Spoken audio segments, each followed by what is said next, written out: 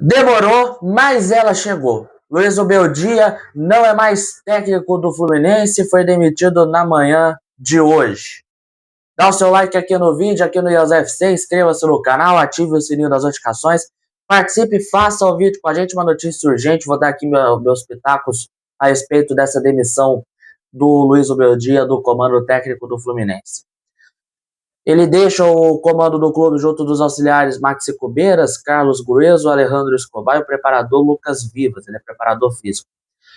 Marcão, mais uma vez, auxiliar permanente, será, né, quem vai comandar, quem vai tapar buraco até o Fluminense achar um novo treinador. Sempre ele, sempre o Marcão.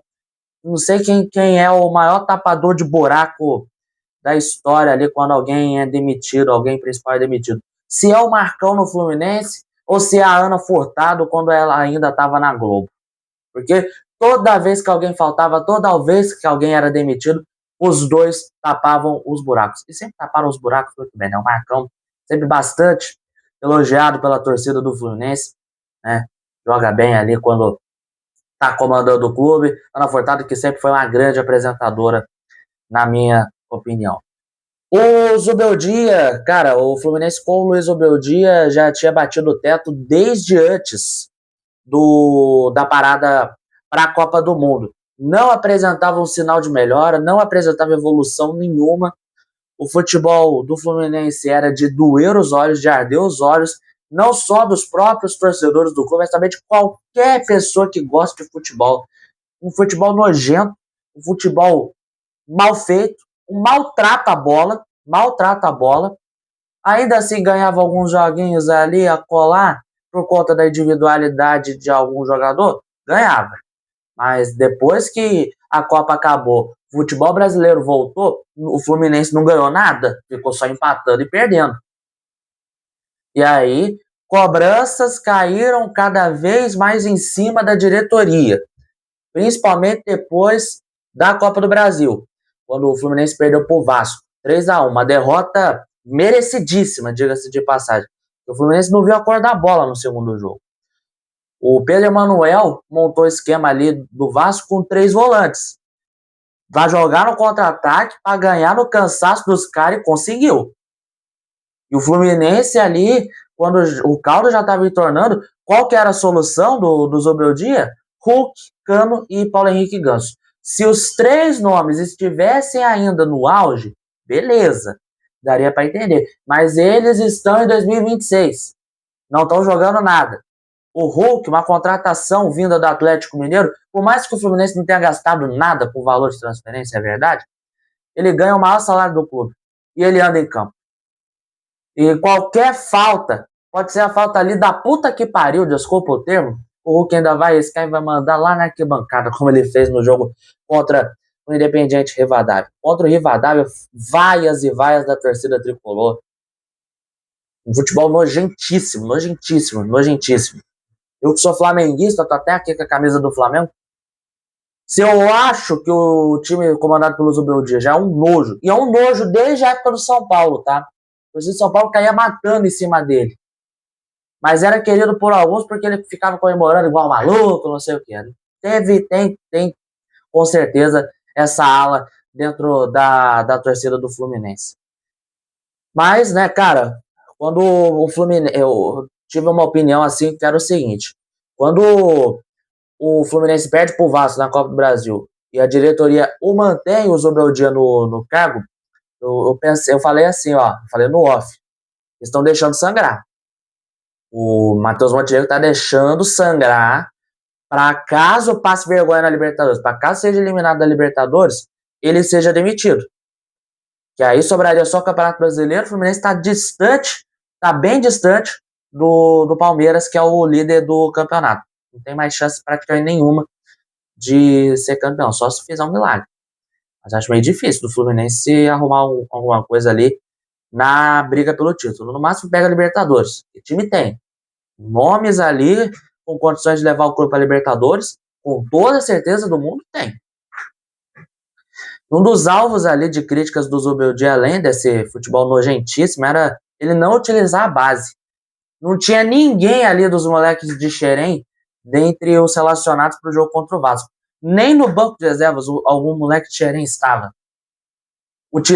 Ele subutiliza a base desde a época do São Paulo. A verdade é essa. Até que, pô, provavelmente alguma daquelas vendas que o São Paulo fez a preço de banana de nomes como Lucas Ferreira, William Gomes, no futebol lá da Europa, provavelmente teve algum dedo do Zubeldia. Mas eu não vou elaborar aqui não, tá?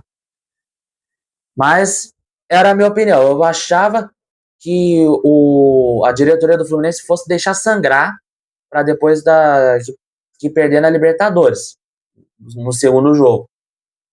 Mas, né, com o Fluminense tendo uma sequência muito ruim, 8 jogos sem vencer, empatou com o Botafogo depois, né, no Campeonato Brasileiro, e na terça, 100 gols contra o Rivadavia, ele caiu logo antes do segundo jogo, rapaz. Então, assim, provavelmente tem alguma esperança do Fluminense ainda conseguir um bom resultado lá na Argentina. Só que o problema é lá na Argentina. É lá no Malvinas Argentinas. A torcida dos caras vai em peso. É o primeiro mata-mata de Libertadores da história dos caras. Com certeza eles vão em peso. Se eles calaram, se a torcida deles calaram o Maracanã, que era pra estar com a maioria da torcida do Fluminense, mas a torcida não compareceu em um grande número, se eles fizeram isso no Maracanã, imagina lá na Argentina.